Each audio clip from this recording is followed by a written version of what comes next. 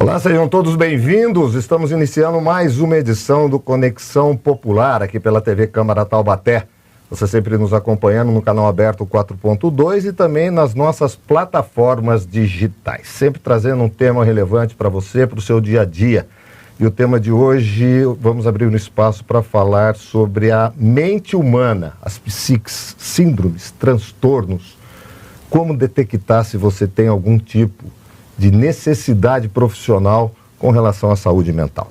Ninguém melhor para conversar conosco do que Paulo Crosariol, 33 anos na atividade de psicologia clínica, palestrante, há muito tempo atendendo aqui na região do Vale do Paraíba, em especial aqui na nossa cidade de Taubaté. Tenho o prazer de apresentar a vocês Paulo Crosariol. Muito obrigado por ter aceitado o nosso convite. Obrigado pelo Paulo. convite, Miguel. Um prazer estar aqui com você. Prazer é nosso. Paulo, eu vou começar com esse índice do IBGE que diz que aumentou significativamente o número de pessoas que optam por morar sozinhas. E eu queria saber o que você acha disso, porque tem um dado curioso. A faixa etária de jovens que fazem essa opção. Aqui você acha que se dá essa situação, por exemplo, Paulo? Miguel, nós estamos diante de um fenômeno social que é bastante amplo e que envolve não só o nosso país, mas é global. Uhum. Tá? Eu começaria, Miguel, dizendo um pouquinho sobre como a nossa psique funciona, para a gente entender comportamento humano, para a gente entender estrutura social, não é? Então, veja, existem duas forças muito poderosas dentro de nós. Uma que nós queremos pertencer ao grupo, pertencer à identidade social nossa, tá? E por que isso acontece? Porque nós saímos das cavernas agora há pouco, tá? Então, a nossa sobrevivência dependeu sempre muito do grupo. Uhum. E eu ser excluído do grupo era um sinal de sentença de morte, tá? Então eu preciso pertencer ao grupo como instinto até de sobrevivência. E com isso eu vou jogar, eu brinco e digo, vou jogar o game que eu precisar jogar, tá? Eu vou estar dentro do contexto social. Ao mesmo tempo, eu tenho uma outra força muito poderosa dentro de mim, que é eu querer ser eu querer ser singular, único, tá? E essas duas forças criam uma tensão muito grande dentro de nós. Eu quero ser eu, mas eu não quero estar tão fora da curva assim, que eu pareça um pouquinho esquisito ou ET. E dá para conciliar isso? Essa é a tarefa psíquica nossa, tá? De construção de si mesmo, de gestão de si mesmo, que é eu sujeito da minha escolha, da minha vida, ou o que me governa, se é o padrão que está instalado dentro de mim, como se fosse um programa mesmo, Miguel. Sei. Tá? Porque veja, nós nascemos e o nosso corpo, ele passa pelos vários estágios de desenvolvimento sem que eu tenha que fazer nada. Então, um dia eu fui criança, um dia eu fui bebê, um dia eu fui criança, um dia eu fui adolescente, um dia eu fui jovem, agora eu sou adulto. E eu não tive que fazer nada para que isso acontecesse. A natureza do meu corpo fez isso sozinho. Tá? De certa forma, a gente pode dizer a mesma coisa com a nossa estrutura mental no sentido cognitivo. Bem ou mal, a gente aprende a pensar. E isso a gente aprende sozinho também, porque a gente tem que lidar com a realidade, com o mundo à nossa volta. Mas as nossas emoções, elas não se desenvolveram sozinhas. Elas foram imprintadas, estampadas no começo da nossa vida. Primeira infância? Primeira infância, principalmente. Quando o cérebro, então, está refazendo, ou construindo, melhor dizendo, as conexões neurais, as primeiras conexões neurais. Então, as emoções e as vivências da primeira infância, principalmente, elas ficam gravadas dentro de nós. Tá? E muito do que a gente chama, então, de saúde mental vai estar relacionado ao que está imprintado lá. É biológico, Paulo, que você está dizendo? É biológico. É o programa biológico que eu chamo, tá? Então, os primeiros anos de vida, tudo era fresquinho, tudo foi gravado lá. Daí, na vida adulta, como o meu emocional é ainda o emocional primário, tá? Eu vou manifestar, vamos dizer assim, o que está dentro de nós. Que pode estar adormecido. Em termos. Quieto. Ele não está adormecido, ele está inconsciente. Inconsciente. Mas muitas vezes ele está determinando como eu me comporto. Entendi. Ou como eu me sinto, ou como eu me penso. Então, de certa forma, o autoconhecimento, a terapia, o processo de se desenvolver psicologicamente, é aprender a gestão das nossas emoções, que muitas vezes estão lá amarradas no programa original. A qualidade de infância que eu tive, a relação afetiva, a qualidade afetiva que eu vivi na minha infância, as dificuldades pelas quais eu passei, isso tudo está lá guardado dentro de nós. Então, hoje, quando eu sinto que eu não estou vivendo o que eu poderia viver plenamente, a gente vai entender, a gente vai procurar pesquisar, olhar da onde está vindo, então, nossas limitações. Esse início é interessante, porque a gente já pega na origem. E a Ana Laura, que é jornalista aqui da TV, ela tem uma questão que acho que tem a ver com isso também que você está abordando. Vamos ouvir a Ana Laura. Olá, Miguel. Cumprimento também o nosso convidado de hoje. É um prazer estar aqui mais uma vez no Conexão Popular. Miguel, pela primeira vez o IBGE confirmou, através do censo 2022, que menos da metade das famílias é composta por casais com filhos. Eu gostaria de saber de que maneira essa nova formação das famílias com menos filhos e até mesmo sem nenhum filho afeta o nosso comportamento e também as habilidades sociais que a gente desenvolve geralmente no período da infância, tais como negociação, resolução de conflitos e convivência com outras pessoas. Eu agradeço. Obrigado, Ana Laura. Tema pertinentíssimo, né? Não é? É. De então, criança, existem também, só para te dar um pouco de subsídio, aquele preconceito de que a pessoa procura terapia e ele já faz aquele comentário desagradável, que ele vai falar que o problema é com meu pai, que o problema é com a minha mãe, que o problema é minha infância, que o problema é... Mas isso é fato. É fato. Tem a ver, então, também com a geração do lar, a pessoa na primeira infância, como você estava dizendo, tudo tem relação. Tudo tem relação. Agora, a gente não vai descartar também que o entorno, o ambiente, ele pode favorecer o nosso desenvolvimento ou dificultar o nosso desenvolvimento, daquela matriz inicial. Mas a matriz inicial está lá. Tá? Então, esse dado do IBGE é interessante porque hoje é comum você ter uma criança que sabe, que vive a experiência de pais separados, o que antes não existia. Então, hoje não é tão traumático assim a criança entender que essa é uma realidade e que pode ser conversado com essa criança, pode ser dito que isso pode acontecer. Às vezes, dois adultos são tão diferentes, se amaram e por isso essa criança nasceu, mas a convivência era um desafio muito grande pela tipologia de cada um, pelo temperamento de cada um. Então, o melhor realmente foi cada um ser feliz no seu canto, vamos dizer assim. E a criança pode aprender sobre isso se for conversado com a criança, não precisa ser traumático. Tá? Então, a realidade que nós estamos vivendo é desafiadora em muitos aspectos, socialmente falando. Tá? Eu disse anteriormente para você que são duas forças muito poderosas dentro de nós. Eu quero pertencer e eu quero ser eu. Tá? Para pertencer, eu tenho que fazer um game social. Eu tenho que desempenhar um papel. Porque a minha natureza inicial quase sempre precisa se adaptar à realidade que ela encontrou. Só que o que acontece ao longo desse caminho? Eu me identifico com o personagem que eu precisei criar. E não necessariamente com quem eu sou. E aí já é a fonte de muita coisa para a gente trabalhar psicologicamente. Só para entrar na questão da família também, hoje a gente vive uma realidade que também são famílias diferenciadas do que há muito tempo atrás. Sim. Né?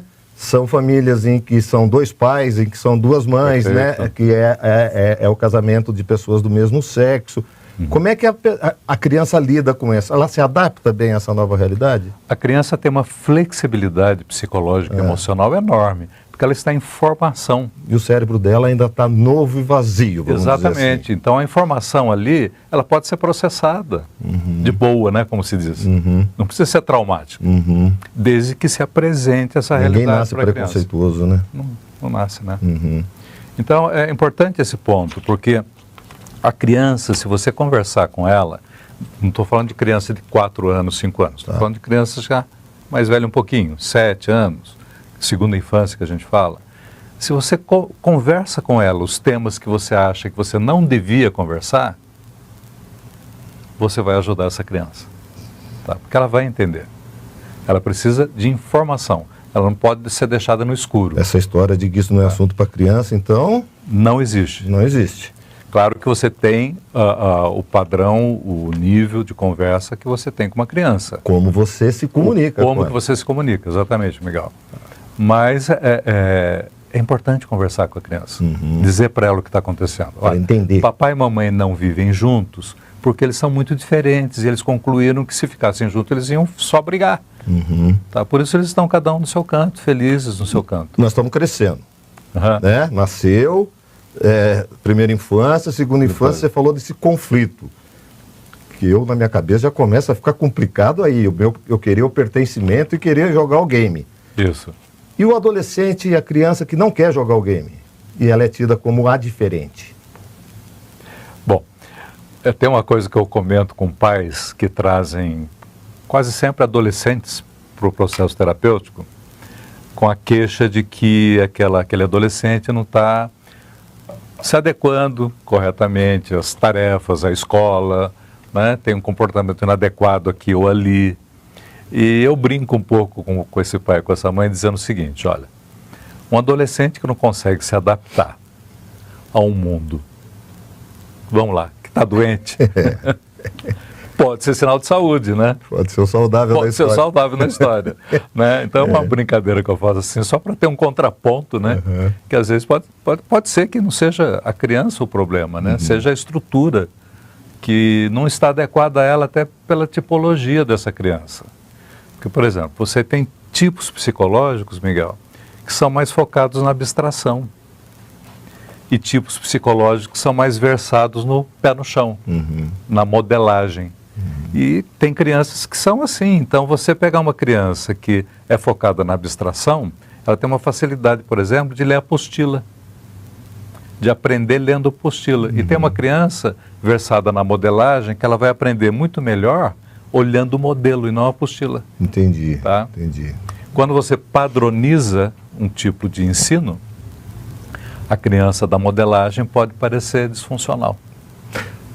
Nossas escolas têm esse padrão, na sua visão você deve ter muitos clientes ou pacientes que são crianças e adolescentes, né? A escola sabe tratar essa diversidade, Paulo? Ô Miguel, eu costumo brincar e dizer assim, que precisaria existir nas escolas educação psicológica. Tá? A gente não aprende a lidar... E não adianta ter um psicólogo para tratar da escola inteira, né? Caso tenha crise... Claro que as escolas têm a assistência psicológica delas, né? Mas o que acontece é que existe um padrão. E esse padrão é o game social. E a escola está inserida dentro desse contexto. E ela precisa produzir dentro desse contexto. Então existe necessariamente uma massificação. Né? Massificação do ensino, da metodologia. E você não vai olhar tanto as individualidades, as particularidades dessa ou daquela criança. Então todos nós, na verdade, precisaríamos, por exemplo, um curso de psicologia de como ser pai e mãe. Aí você tem autorização para ter filho. Não é? Sem dúvida. E não é fácil, né? Não é. A gente está falando da criação, mas a responsabilidade do pai e da mãe para com a criação de um outro ser humano é fantástica. É fantástico e complexo. E né? eu sempre digo assim, se um pai e uma mãe não estão conscientes que vão precisar abrir mão da vida deles para criar um filho, então não tenham um filho. E não é por um período, né? Não, é por bastante tempo. E atualmente até por mais tempo ainda. Enquanto você viver.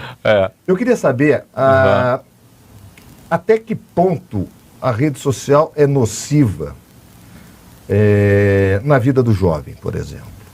Na fomentação de suicídio, de mutilação, de coisas completamente insanas que a gente vê. Que aumentaram tremendamente. Que aumentaram tremendamente. Fale pra gente isso. Vamos retomar o quero pertencer e quero ser eu mesmo? Vamos, deixa só dar mais A proibição de celulares nas escolas, você viu isso com bons olhos ou não? Positivíssimo. Né? É.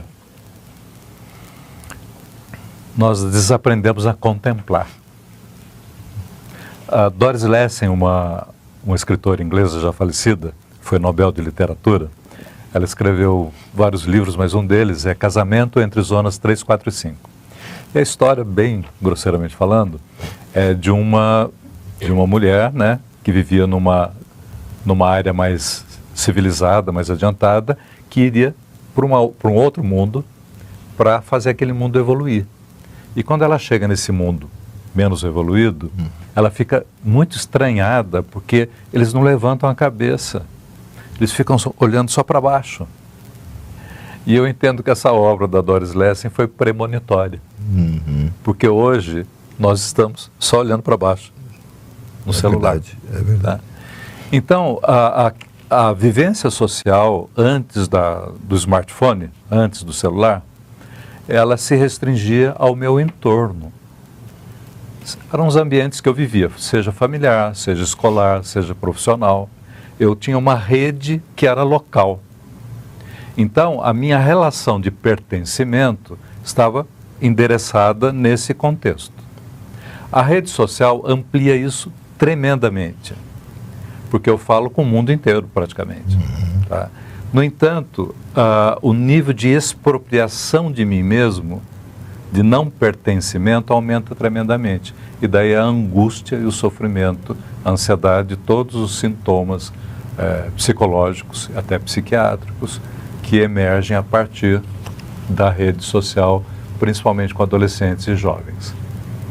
Você quer pertencer àquele padrão que está sendo mostrado, e você não consegue, você não chega lá. E como é que a gente vai conviver com isso? Porque isso é uma ponte sem volta, não tem como regredir nisso. Não tem volta, é isso mesmo. Como que vai orientar, de certa forma, esses jovens? Por exemplo, retirando o celular da sala de aula. É uma iniciativa interessante essa.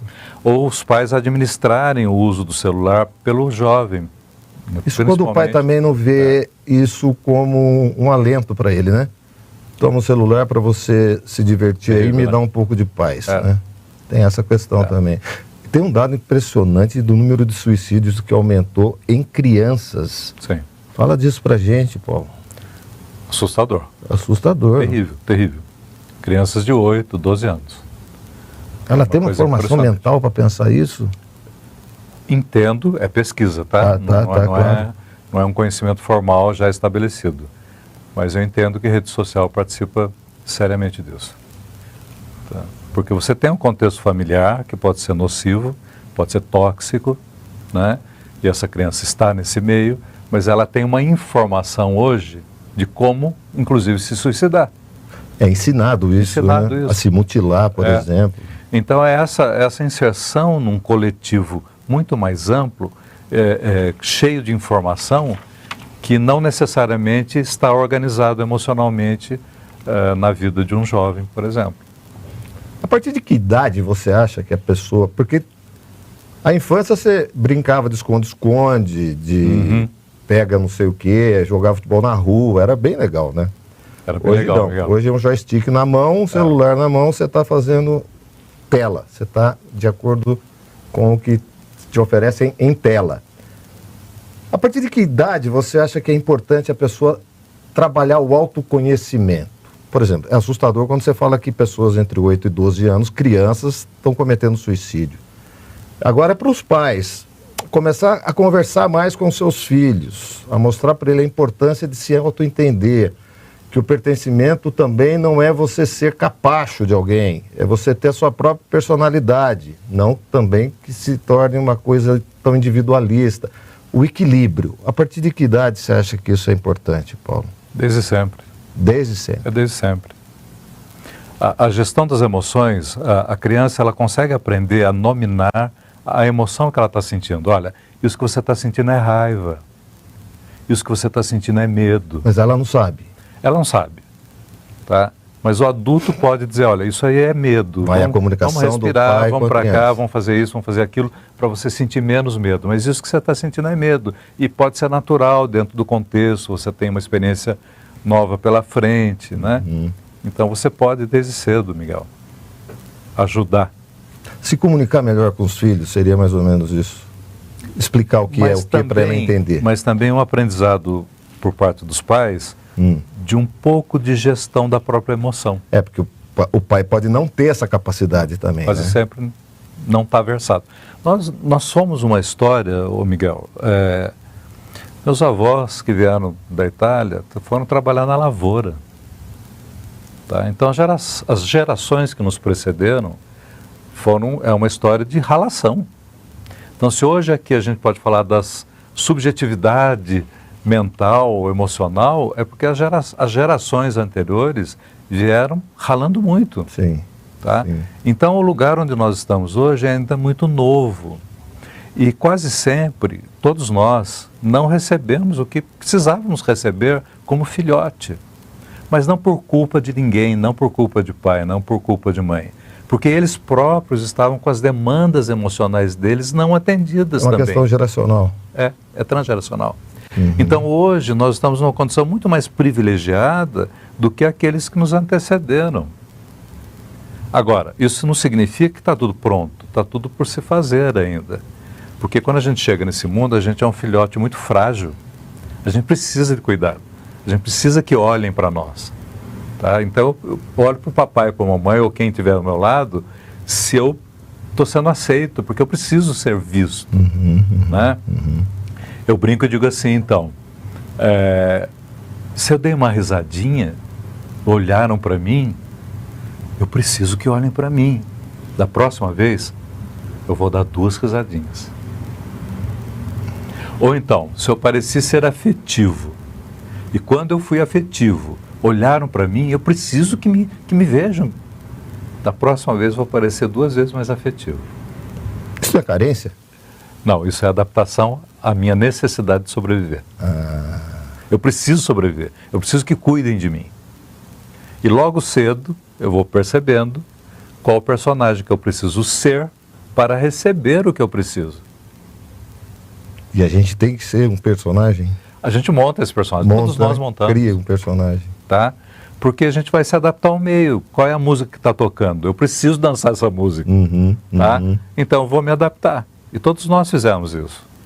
Só que muitas vezes essa adaptação que eu fiz teve um custo muito alto. Eu me distanciei muito de uma natureza minha. Então, vamos dar um exemplo assim. Eu nasci numa família de médicos. Meu avô foi médico, meu pai é médico, meu irmão é médico. Qual é o meu destino? Ser médico. Está tudo pronto para isso. Mas daí, tudo bem, eu posso seguir a carreira e tal. Aí eu digo assim, eu ponho a escada no muro e consigo subir até o último degrau dela. Para lá em cima perceber que eu coloquei a escada no muro errado. Talvez essa pessoa tenha uma alma de artista. E se ela desse espaço para a natureza dela, ela não seguiria o padrão familiar. Não estou dizendo que o padrão seja ruim, não é isso, é que não era o dela. Tá? Então, muitas vezes, a questão mental... Aí seria aquela ovelha desgarrada da família, né? Seria. Muitas vezes, a questão da saúde mental está relacionada ao custo adaptativo. Aquilo que eu precisei ser para poder receber é genuíno. Eu precisava receber mesmo. A minha sobrevivência dependia disso. Então, o que acontece no personagem que eu precisei construir é que ficaram demandas não atendidas. Só que o que acontece com a gente? A gente vai vida fora esperando que um dia essas faltas sejam preenchidas. Só que ninguém entende o que está faltando em mim. Mesmo alguém que me ame incrivelmente não vai conseguir preencher aquilo que só eu sei que falta. Porque faltou lá. Tá? Agora, se eu tenho consciência disso, se eu desenvolvo percepção disso, eu vou poder ser sujeito de olhar para essa demanda não atendida e ver se eu posso fazer alguma coisa para atender. Ou concluir até que isso que está faltando vai faltar mesmo, e eu vou seguir a minha vida tendo faltado isso. Mas eu vou ser consciente e mais em contato com quem eu sou e um pouco mais aliviado do custo de ter que representar muito na vida. A procura por psicanálise, na sua avaliação, aumentou bastante de um tempo para cá? Sim. Até porque o estigma diminuiu. Porque ir para a terapia, ir para o psicólogo era sinal de fraqueza. Tá? De não conseguir lidar com a vida por si só. E isso está mudando, né? Até isso é muito bom. Sem dúvida. Se você tem dor de dente, você não procura um dentista? Sem dúvida. Se você tem dor de barriga, você não procura um gastro? Por que então eu tenho que achar que a minha questão mental eu tenho que matar no peito? Sozinho. Se eu posso buscar ajuda no profissional que me ajude a organizar meus pensamentos, organizar minhas emoções. Agora, para uma criança de 10 anos, Paulo, muita gente confunde as diversas terapias, né? Eu vou num psicólogo, um psiquiatra, num terapeuta ocupacional, porque hoje existem várias vertentes da terapia. Várias linhas terapêuticas. Várias linhas terapêuticas, sim, né? Isso é salutar na sua visão? Olha, o Jung costumava dizer que tem tantas linhas terapêuticas quanto os terapeutas. E que Jung era só ele. Jung é só ele, Freud é só ele, e assim caminhamos. Mais ou menos isso. É a leitura teórica do como a psique funciona. Então, cada linha vai ter um... Sabe aquela história do elefante? Não. E os cegos, vários cegos tocando o elefante? Não. Então, um descrevia o elefante como parece um tronco de árvore grande, né? O outro descrevia como, não, parece mais uma cobra. Cada um vê de uma maneira. Depende do ângulo que você olha. Então, por exemplo, a terapia comportamental, ela tem uma eficácia interessante com relação a fobias. Tá? A psicologia analítica, que é a linha que eu trabalho, conhecida como psicologia junguiana, ela vai olhar o quê? Vai olhar os símbolos, os arquétipos, as estruturas mentais que movimentam a nossa psique. A psicanálise, ela veio de uma história com relação mais focada a instintos, a repressão sexual. Então, cada linha abordou o humano de um certo ângulo. Então, cada uma delas vai ter a sua validade dependendo do caso. Entendi. O psiquiatra já é uma questão mais patológica até, né? O psiquiatra, você atingiu um nível que a gente diz assim, que o ego, que é a minha capacidade de gestão daquilo que está acontecendo comigo, avançou tanto numa relativa desestruturação ou conflito, que talvez uma medicação ajude você a respirar um pouco, né? Para daí você voltar a refletir melhor sobre as questões da sua vida. Uma coisa que ficou marcado nos últimos dias foi com relação àquele adolescente que entrou no zoológico e num espaço que era de uma leoa. E foi dito que ele tinha, né, esquizofrenia. E cerca de 0,34%, fui pesquisar, 0,34%, 550 mil pessoas no Brasil têm esquizofrenia. É possível a pessoa que tem esquizofrenia ter um acompanhamento satisfatório aqui, ter uma vida produtiva? Se detecta isso de uma maneira satisfatória, Paulo? Sim. Mas precisa de acompanhamento, de tratamento, né? Porque é um quadro mental mesmo, psiquiátrico, precisa de medicação. É mais raro você perceber um quadro esquizofrênico e essa pessoa com esse quadro ser produtiva, conseguir trabalhar, se relacionar, porque tem alguns elementos do quadro que dificulta muito a inserção social dessa pessoa. Entendi. Então, por exemplo, existe uma fobia social muito grande no quadro esquizofrênico, né? Existem alucinações auditivas muito significativas. Então, a pessoa acaba ficando quase sempre dependente, né, de um cuidado mais Você acha direto. que esse adolescente ele não estava medicado, por exemplo, para ele agir daquela forma? Porque ele não tinha noção do que ia acontecer. Eu não conheço só o que eu li. Só o que nós vimos, né? Não conheço o quadro todo, mas claramente ele não estava sendo atendido no quadro dele. Lamentavelmente. Voltar à solidão. Às vezes a pessoa está acompanhada de uma porção de gente e está numa solidão, está se sentindo sozinho. E aí, como a gente falou desde o início do programa, Paulo, as pessoas estão optando mais por viver sozinho. Sim. É uma tendência da humanidade hoje?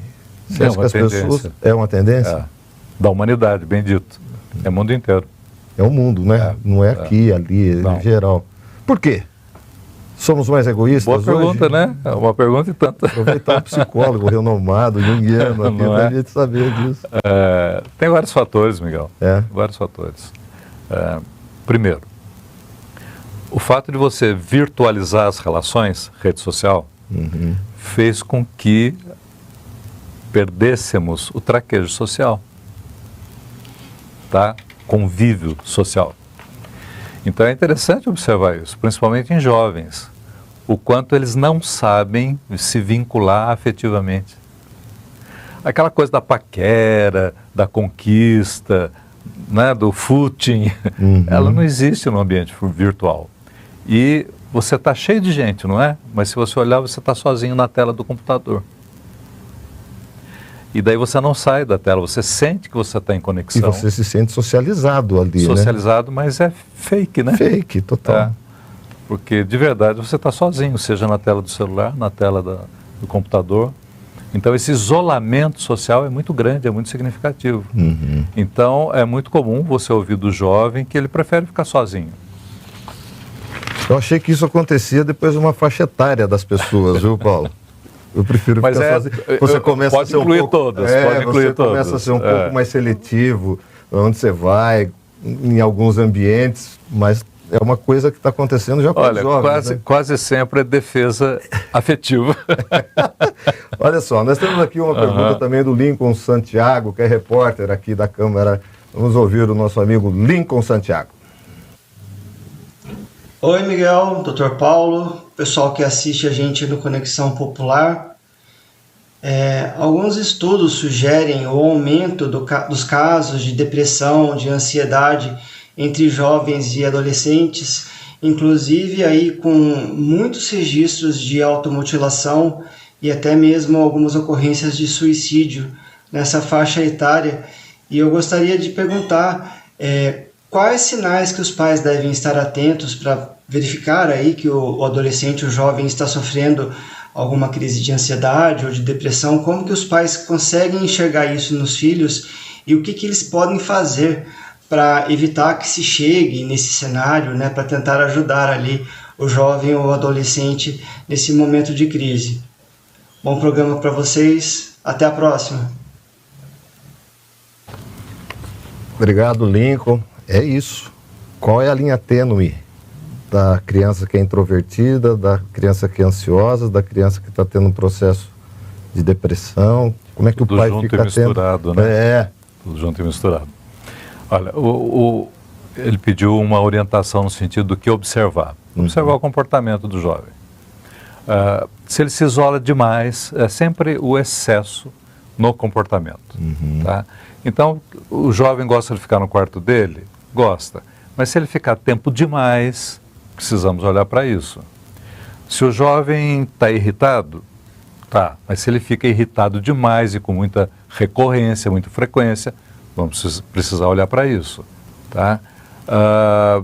Se o jovem não se cuida, é meio desleixado com ele mesmo, com o corpo dele, até um certo grau, faz parte da adolescência, pode fazer, mas se é excessivo, nós precisamos olhar para isso. Então, os sinais úteis é sempre observar se aquilo que o jovem está demonstrando no comportamento dele, na atitude dele, está excessivo.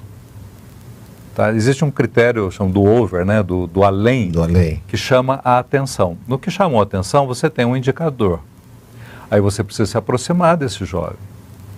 Agora, a aproximação nunca é através do o que é certo, o que é errado, o que deve, o que não deve.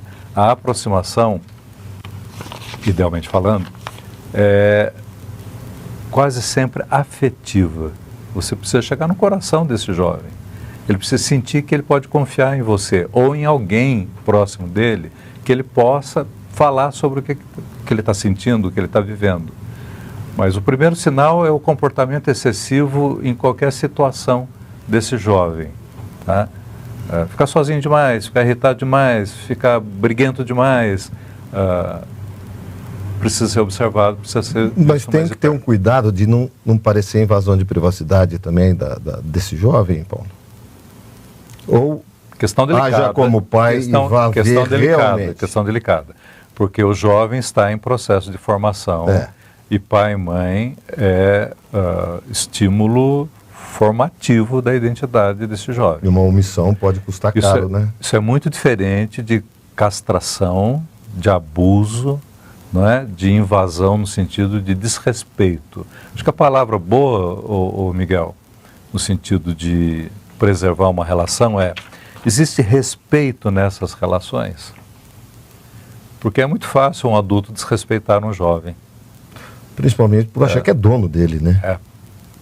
Tem aquele exemplo, né? Os pais, quando eu falo isso, eles não gostam muito, não.